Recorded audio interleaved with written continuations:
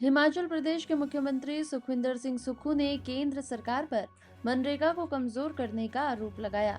उन्होंने कहा कि पहले पंचायतें योजना बनाकर कच्ची सड़कें, रोजगार सृजन करती थीं, लेकिन अब ये अवसर समाप्त हो गए। कोरोना में मनरेगा ने ही रोजगार दिया, लेकिन भाजपा सरकार ने इसका नाम बदल दिया और आत्मा खत्म कर दी। अब पंचायत प्रधानों के हाथ शक्तियां नहीं बची। ग्रामीण रोजगार योजना पर अब सियासी विवाद तेज हो गया है। हिमाचल प्रदेश में मनरेगा के तहत जो रोजगार के अवसर पंचायतों द्वारा पैदा किए जाते थे, उन अवसरों को समाप्त कर दिया गया है।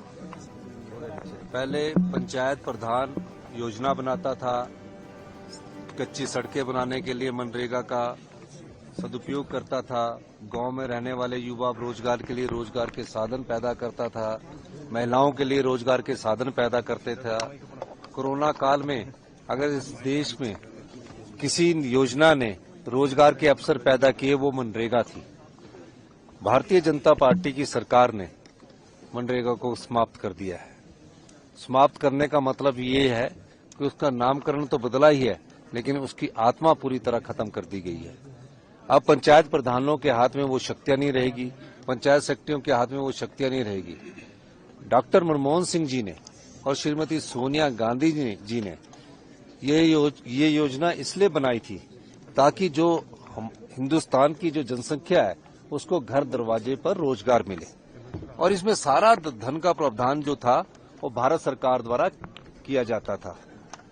जिस समय ये बिल पास हुआ तो विश्व का एक ऐसा बिल था जहां घर दरवाजे के पास 2 किलोमीटर के दायरे में रोजगार के अवसर पैदा करने पड़ेंगे।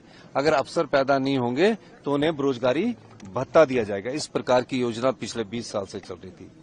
भारतीय जनता पार्टी ने जो गांव में रहने वाले युवा साथी हैं, जो मजदूर हैं, जो गरीब हैं, जो महिलाएं मनरेगा में काम करके अपने परिवार का पेट पालती थी, जो युवा, जो बुजुर्ग गांव में रहकर अपने परिवार का पेट पालते थे, अब उनके पेट पर भारतीय जनता पार्टी की सरकार ने लात मारी है।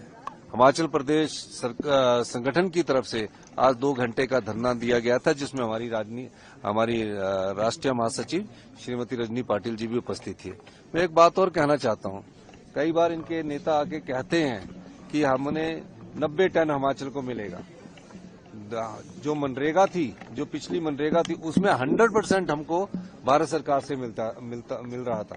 अब जो इनकी जो नई योजना है, जिसका नाम इन्होंने जी राम जी दिया है, उसमें इन्होंने 90 टन का वो लगा, 90 टन का 90 टन का एक उन्होंने कंडीशंस लगा दी है, जिसमें 90% जो दिहाड़ी है वो देंगे, 10% हमारे उससे देंगे, तो क्योंकि 100% हमारी सरकार उसको देती थी। तो इस कंडीशंस को भी लगाकर उन्होंने हिमाचल प्रदेश के साथ कुठाराघात किया है। मैं ये भी कहना चाहता हूं कि मनरेगा में अब जो गांव के कच्चे रास्ते बनते थे, तालाब बनते थे, छोटी छोटी योजनाएं बनती थी, उसको सबको भी इस योजना के द्वारा समाप्त कर दिया गया है। इसलिए कांग्रेस पार्टी ने पूरे भारतवर्ष में 2 घंटे का आज के दिन उपवास रखा है।